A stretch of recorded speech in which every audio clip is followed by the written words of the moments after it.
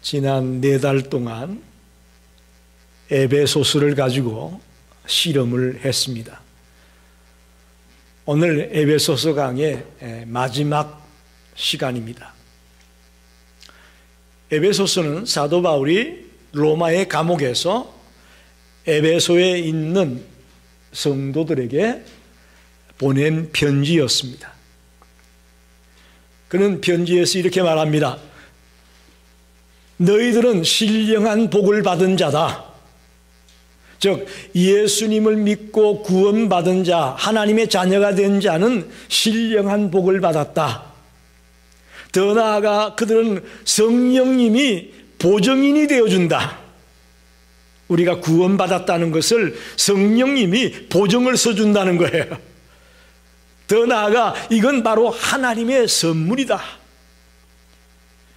저와 여러분이 신령한 복을 받았음을 믿습니다. 예, 아멘입니다. 성자 예수님과 성부 하나님과 성령 하나님이 함께 역사해서 우리에게 신령한 복을 주었습니다. 그러면 이제 신령한 복을 받은 우리는 어떻게 살아야 될까요? 이게 중요하죠. 야, 신난다. 나 구원받아서 이제 나 끝났어. 그거 아니고요. 이제 어떻게 살 거냐는 거예요. 구원받은 신령한 복을 받은 하나님의 자녀가 되었으면 어떻게 살아야 되느냐? 부름에 합당하게 살아야 된다, 그렇게 말합니다. 하나님이 우리를 불러 하나님의 자녀 삼은 것은 이유가 있습니다. 하나님의 뜻대로 하나님의 말씀대로 살게 하려고 부르셨습니다. 부름에 합당하게 살아야 된다. 옛사람을 벗어버리고 새 사람을 입어야 된다고 말합니다. 예수 믿기 전에 우리의 옛사람 다 벗어버리고 새 사람을 입어야 된다는 겁니다. 더 나아가 우리는 하나님의 형상대로 지음받은 자이니까 하나님을 본받는 자가 되어야 된다고 말합니다. 지정의를 가진 인격체로 지음받은 하나님의 형상대로 지음받은 사람들은 하나님을 본받으며 살아야 된다는 거죠. 그리고 지혜롭게 살아야 된다고 말합니다. 이 세상에서 지혜 없는 자처럼 살지 말고 지혜 있는 자로 살아야 된다. 그 방법 중에 하나가 뭐죠? 술 취하지 말고 성령의 충만을 받으라. 할렐루야. 그겁니다. 그렇게 되면 우리에게 변화가 생기는데 부부 생활에 변화가 생깁니다. 부모와 자식 간의 관계에도 변화가 생깁니다. 주인과 종의 관계도, 윗사람과 아랫사람의 관계에도 변화가 생깁니다. 할렐루야. 이게 지금까지 우리가 쭉 나누었던 말씀인데 끝으로 바울이 하는 말이 영적 전쟁이 있다는 거예요. 우리의 싸움은 혈과 육의 싸움이 아니라 영적인 전쟁이다. 악한 영들과의 전쟁이다. 그렇게 말합니다. 다시 말하면 지금까지 쭉 설명드렸던 이 모든 것을 우리가 다 이루었다고 할지라도 영적인 전쟁에서 패배하면 소용이 없다는 겁니다. 이건 너무나 중요합니다. 우리가 다른 거 다 이루었다 할지라도 영적 전쟁에서 패배하면 실패자라는 거예요. 그래서 오늘은 에베소서의 마지막 시간으로 영적으로 무장을 해야 된다는 말씀을 드리고 싶습니다. 영적 싸움에서 이기려면 무장해야 되지 않습니까?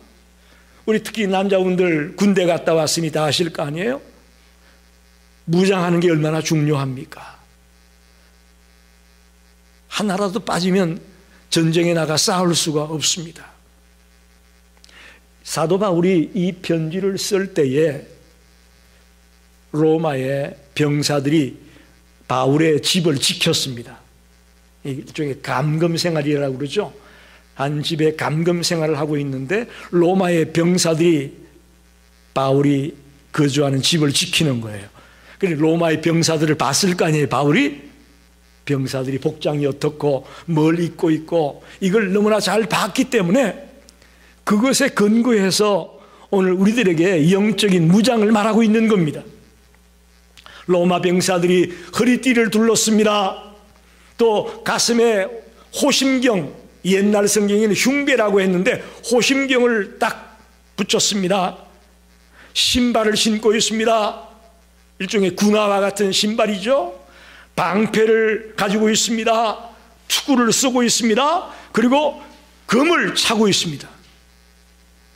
여기에 착안을 해가지고 우리 하나님의 백성들도 이런 영적인 무장을 해야 된다고 말하고 있습니다. 첫째는 진리의 허리띠를 떼라. 14절에 보니까 그런즉 서서 진리로 너희 허리띠를 띠고, 허리띠는 당시 로마 병사들에게서 매우 중요한 장비였습니다. 제가 군대 생활할 때에도 요대라고 하는데 이게 굉장히 중요합니다. 군복 그때 딱 두르는데 여기에 수통도 찰 수 있고 탄환이 여기 딱 같이 차여지게 되어 있습니다. 이 굉장히 중요합니다. 이 갑옷을 고정해주고 또 갖가지 무기들을 찰 수 있도록 해주는 것이 허리띠이기 때문에 허리띠가 중요합니다. 근데 우리는 탄환, 총알을 차는 게 아니라, 물통을 차는 게 아니라 진리의 허리띠를 띠어야 된다. 우리 삶의 모든 것을 지탱하는 토대가 진리의 말씀이기 때문에 그렇습니다. 진리란 성경에서 말합니다. 요한복음 14장 6절에 예수님이 말씀하죠. 내가 곧 길이요 진리요 생명이니. 할렐루야. 진리가 누가 진리입니까? 예수 그리스도가 진리입니다. 또 요한복음 17장 17절에는 아버지의 말씀이 진리라. 할렐루야. 하나님의 말씀이 진리라고 말합니다.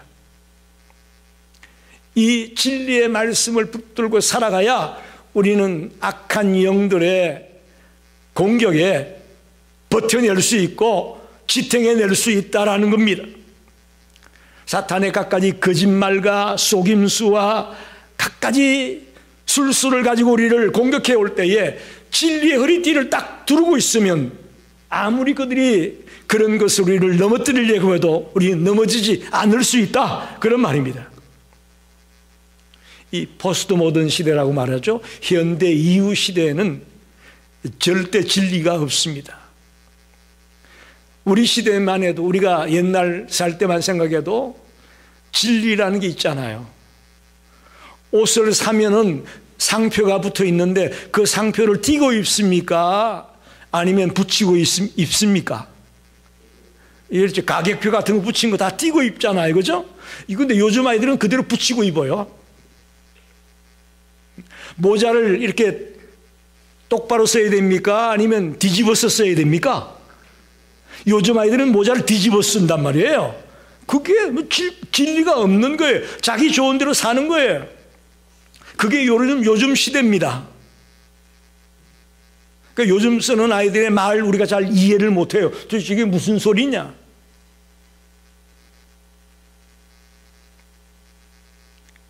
상대주의가 판을 치고 왜곡된 가치관이 판을 치는 시대에 우리가 살고 있습니다. 이럴 때에 우리가 진리의 허리띠로 무장하지 않으면 견딜 수가 없는 겁니다. 예수 그리스도로, 하나님의 말씀으로 무장하여 적들의 공격을 물리칠 수 있는 무장을 하시기를 바랍니다. 두 번째는 의의 호심경을 붙이고, 의의 호심경, 14절 의의 호심경을 붙여라. 쉽게 말하면 방탄복 아시죠? 요즘 영화 같은 데 보면, 드라마 같은 거 보면 경찰들이나 전투 요원들이 방탄복을 입게 됩니다. 즉 심장, 배, 간 등 우리 가슴 부위에 중요한 장기들이 다 있지 않습니까? 이 가슴 부분을 보호하기 위해서 붙이는 게 호심경입니다. 영적 전쟁에서 싸워 이기려면 우리의 마음과 생각을 보호하는 의의 호심경을 붙여야 된다, 그런 말입니다. 의의 호심경. 도대체 의의 호심경이 뭐냐? 여러분, 우리는 죄인이었는데 의인이 되었습니다. 어떻게 의인이 되었죠? 어떻게 의인이 되었습니까? 예수 그리스도를 믿음으로 말미암아 의롭다함을 얻었다. 할렐루야. 우리는 죄인인데, 우리는 죽어 있었는데 예수님을 믿음으로 의롭다함을 얻었다. 그 의를 말합니다. 의의 호심경을 붙였다. 나는 믿음으로 말미암아 의롭다함을 얻은 자다 라는 확신을 가지고 있어야 된다는 겁니다. justification이라고 말하지 않습니까? 칭의. 우리가 정말 죄가 없고 완벽하기 때문에 의로운 자가 아니고 의롭다고 칭함을 받는 거예요. 왜? 예수 그리스도를 믿음으로, 그분의 은혜로 우리가 의인이 된 것이라고 성경은 설명하고 있습니다. 로마서 5장 1절에 그러므로 우리가 믿음으로 말미암아 의롭다 하심을 받았으니 우리 주 예수 그리스도로 말미암아 하나님과 화평을 누리자 믿음으로 의롭다 함을 받았습니다. 할렐루야. 사탄은 끊임없이 우리의 마음을 넘어뜨리려고 하는데, 뭘로 넘어뜨리느냐? 너 죄인이야, 너 그래가지고 어떻게 구원을 받아, 이렇게 우리를 넘어뜨리거든요. 이거 굉장히 괴롭습니다. 주를 믿고 구원받은 하나님의 자녀가 되었는데 자꾸 사탄은 너 죄인이야, 너 같은 자는 절대 구원 못 받아, 너는 죄로 얼룩져 있는데 어떻게 너가 하나님 나라에 가, 자꾸 그걸 의심하게 만들잖아요. 마귀는 우리를 고발합니다. 우리를 참소합니다. 우리의 조금만 약점이 있어도 자꾸 그걸 가지고 신경 쓰게 만들고 흔들리게 만듭니다. 그럴 때에 우리는 예수님을 믿음으로 말미암아 의롭다함을 얻은 자가 되었다라는 확신과 그런 무장을 하고 있다면, 아무리 적들이 그걸로 우리를 넘어뜨리려고 해도 우리는 넘어지지 않을 수 있습니다. 할렐루야. 의의 호심경을 붙여야 됩니다. 나는 의인이야. 나는 비록 추하고 더러운 죄인이었지만 주님의 은혜로 내가 의인이 된 것이야 라는 이 무장을 철저하게 하게 되시기를 바랍니다. 세 번째는 15절에 보니까 평안의 복음이 준비한 것으로 신을 신고, 평안의 복음이 준비한 신을 신어야 된다 이렇게 말합니다. 로마 병사들에게는 행군하거나 전쟁터에 나가서 불편함이 없도록 좋은 신발을 신고 있었습니다. 튼튼한 신발을 신고 있었습니다. 저희들 군에 있을 때는 워커라고 해가지고 아주 무거운 신발이지만 그걸 신어야만 전쟁터에서 어떤 길을 가더라도 문제가 없습니다. 신발이 참 중요해요. 영적 전쟁에서도 마찬가지입니다. 우리에게 복음의 신발이 있어야 되는데, 이 복음의 신발이 뭐냐? 평안의 복음이라고 말합니다. 평안의 복음. 평안의 복음 그 자체가 영적 군인된 성도들에게 있어서 전투화와 같은, 군화와 같은 안전한 신발이 된다는 것입니다. 저와 여러분에게 평안의 복음이 넘치기를 바랍니다. 화평의 복음, 평안의 복음이 있는 자가 신발을 신은 자다, 그렇게 표현하고 있습니다. 성도가 평안의 복음으로 무장하고 있어야만 사탄의 세력이 영적 싸움으로 우리를 몰아붙일 때에 우리가 실족하지 않고 넘어지지 않고 그 싸움에서 이길 수 있다는 겁니다. 그래서 평안의 복음의 신발을 신어라, 신을 강조합니다. 네 번째는 16절에 보니까 모든 것 위에 믿음의 방패를 가지고, 믿음의 방패를 얘기합니다. 모든 것 위에, 모든 것 뭘까요? 진리의 허리띠, 의의 호심경, 평안의 신발 등을 말합니다. 이 모든 것들이 다 중요하지만 그 위에 믿음의 방패가 중요하다, 그렇게 말하는 거죠. 그렇죠. 여러분, 옛날 로마 병사들에게 있어 방패는 매우 중요합니다. 적들의 하살과 적들의 그 돌 공격을 막기 위해서 방패가 있어야 돼요. 방패가 없이는 전쟁에 나갈 수가 없습니다. 그만큼 중요합니다. 마찬가지로 믿음의 방패는 사탄의 공격을, 마귀의 공격을 막을 수 있는 매우 중요한 무기임을 기억하시기 바랍니다. 우리가 믿음이 없으면 사탄의 공격 앞에 백전백패입니다. 백전백패입니다. 특별히 이 불화살이라는 표현이 나오는데, 사탄은 끊임없이 우리를 향해 불화살을 쏘아댑니다. 그게 뭐냐? 의심하게 하고 두렵게 만들고 유혹에 빠지게 만들고, 이게 다 사탄의 불화살이에요. 계속 우리를 공격해 들어옵니다. 익성아, 너 이거 좀 해봐라. 익성아, 너 여기 하면 재밌다.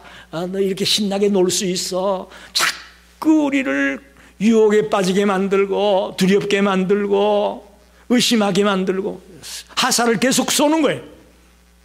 그때 믿음의 방패를 가지고 있으면 그들이 아무리 공격해야 하도 그 공격을 넉넉히 막아낼 수 있는 줄 믿습니다. 우리에게 믿음의 방패가 필요합니다.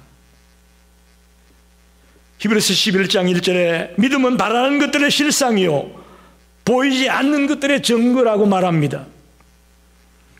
믿음은 보이지 않는 상황에서도 하나님의 약속을 붙들고 흔들리지 않게 합니다. 할렐루야. 앞이 캄캄하고 희망이 없어 보여도 믿음이 있는 자에게는 흔들리지 않고 의심하지 않게 만드는 힘이 있다고 말씀합니다. 우리 모두가 믿음을 가지고 이 영적인 싸움에서 승리하게 되기를 축원합니다. 17절의 5번째 무장은 구원의 투구를 쓰라고 말합니다. 구원의 투구. 당시 로마의 군인들은 보통 청동이나 철과 같은 단단한 금속으로 만들어진 투구를 쓰고 있었습니다. 여러분, 팔 같은 데는 조금 상처나도 괜찮지만 머리를 다쳤다 그러면 그 병사는 전쟁터에서 아무 소용이 없는 거예요. 그러니까 머리를 지키고 보호하는 것 너무나 중요한 무장이었습니다. 필수 장비였습니다. 구원의 투구는 우리가 영적인 싸움에 있어서 매우 중요한 무기입니다. 그 구원의 투구가 뭐냐? 구원의 확신을 말합니다. 빌립보서 1장 6절에 너희 안에서 착한 일을 시작하신 이가 그리스도 예수의 날까지 이루실 줄을 우리가 확신하노라. 우리는 이제 구원받았다. 오늘 죽어도 내가 하나님 나라에 갈 수 있다. 나 하나님의 자녀야. 나는 절대로 지옥에 떨어지지 않을 거야 라는 구원의 확신, 천국에 대한 확신을 가지고 있는 것이 영적 싸움에 있어서 우리들의 무기가 된다고 말합니다. 사탄은 자꾸 우리가 의심하게 만들다고 하지 않았습니까? 나 구원 못 받아서 죽어봐야 알지 뭐. 죽은 다음에 알지 뭐. 지금 어떻게 알겠어. 자꾸 의심하게 만들고 우리가 흔들리게 만듭니다. 그러나 구원의 투구를 쓴 성도들은 하나님의 약속을 붙들고 오늘 죽어도 나는 주님의 품에 안길 수 있다는 확신과 평안을 가지고 살게 될 것을 믿습니다. 목회하다 보니까 성도님들 장례식을 많이 치르게 되지 않습니까? 그런데 대부분의 많은 성도들이 구원의 확신을 가지고 편안하게 주무시는 것을 봤습니다. 할렐루야. 이것을 보면 우리 모든 성도들도 이제 내 인생의 마지막이 찾아왔을 때에 구원의 확신을 가지고 주님을 찬양하며 환하게 웃으면서 편하게 눈을 감을 수 있는 우리 모든 성도들이 되기를 축원합니다. 마지막 하나는 그동안 5가지는 다 수비형 무기였습니다. 그러나 이 마지막 6번째 성령의 금, 곧 하나님의 말씀을 가져라. 검은 공격용 무기입니다. 할렐루야. 물론 이것도 수비도 할 수 있겠지만 공격용 무기가 딱 하나 나오는데 그게 하나님의 말씀이라고 말합니다.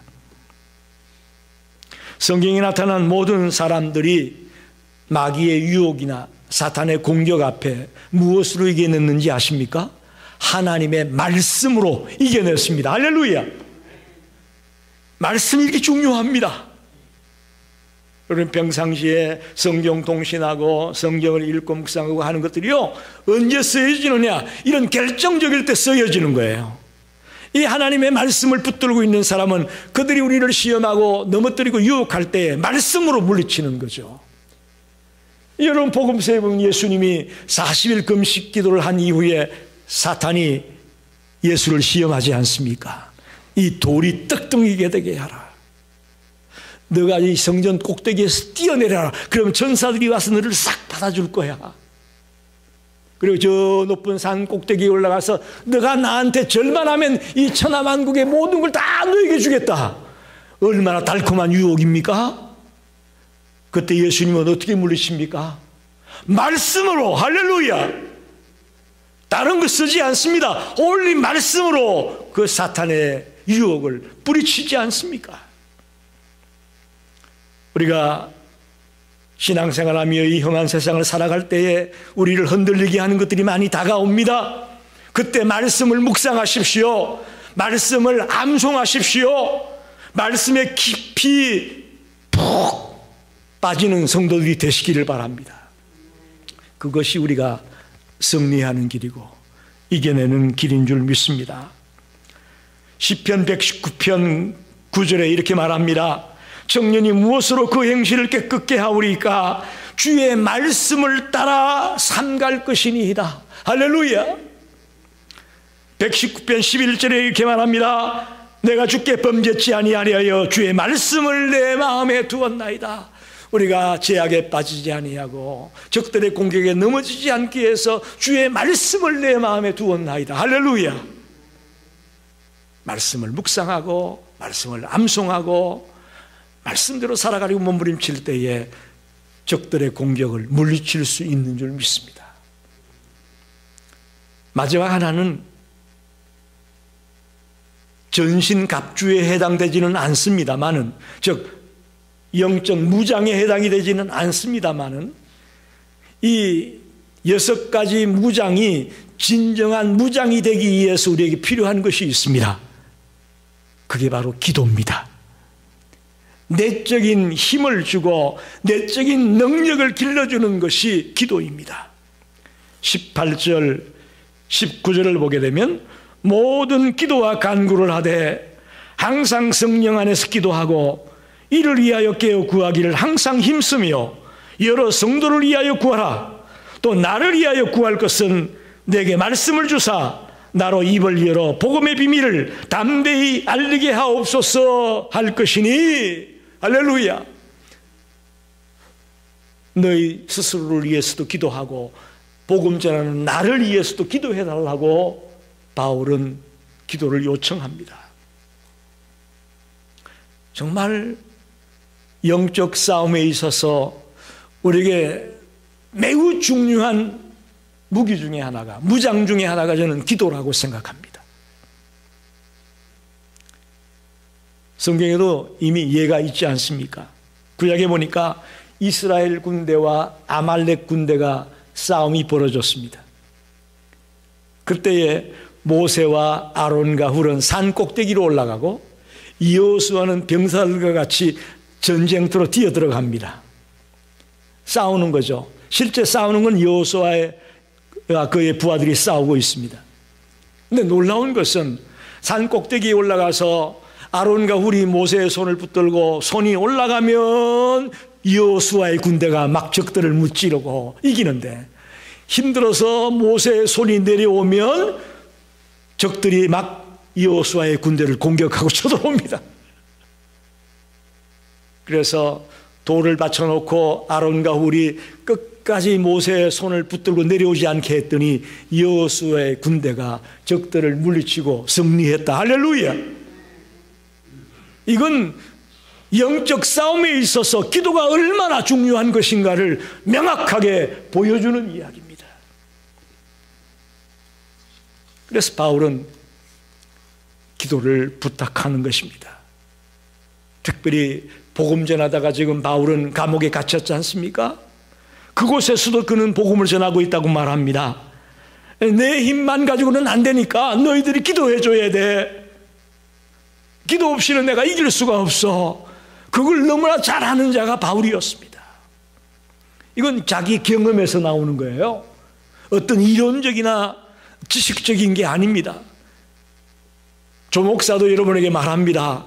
여러분이 영적 무장을 하고 영적 싸움에서 싸워 이기려면 기도를 붙잡아야 됩니다. 기도 없이는 절대로 못 이깁니다. 지금까지 여러분이 잘나서 여기까지 온 것 같죠? 실례지만 죄송하지만 아닙니다. 우리가 잘나서, 우리가 똑똑해서, 우리가 영리해서 여기까지 온 거 아니에요. 무릎 꿇었기 때문에 그나마 주님 앞에 무릎 꿇고 주의 도움을 구하며 살았기에 오늘 우리가 여기 있는 겁니다. 오늘 하루도 우리가 기도하지 않으면 당장 우리의 삶의 현장에서 실패할 수밖에 없고 넘어질 수밖에 없는 연약한 존재가 바로 우리들입니다. 말씀을 정리합니다. 사랑하는 성도 여러분, 우리의 싸움이 영적인 싸움입니다. 그렇기 때문에 영적인 무장을 해야 됩니다. 진리의 허리띠로 삶을 지탱하십시오. 의의 흉배로 우리의 가슴을 보호하십시오. 복음의 신발로 평안을 가지고 계십시오. 믿음의 낭패로 사탄의 불화살을 막아내십시오. 구원의 투구로 구원의 확신을 꼭 붙들기를 바랍니다. 성령의 검으로 어떤 적들이 닥쳐올지라도 그들을 한 칼에 베어버릴 수 있는 하나님의 말씀의 사람이 되십시오. 더 나아가 이 모든 것 위에 기도로 무장해야만 적들과의 싸움에서 이길 수가 있습니다. 여호수아의 군대가 아말렉을 물리쳤던 것이 기도의 힘 때문이었고 기도의 능력 때문이었던 것처럼 우리가 이 땅에서 이기기 위하여서는 기도를 놓쳐서는 안 됩니다. 오늘부터 더 철저하게 기도하며 영적 싸움을 싸워나가는 성도들이 되시기를 간절히 축원합니다. 기도하겠습니다.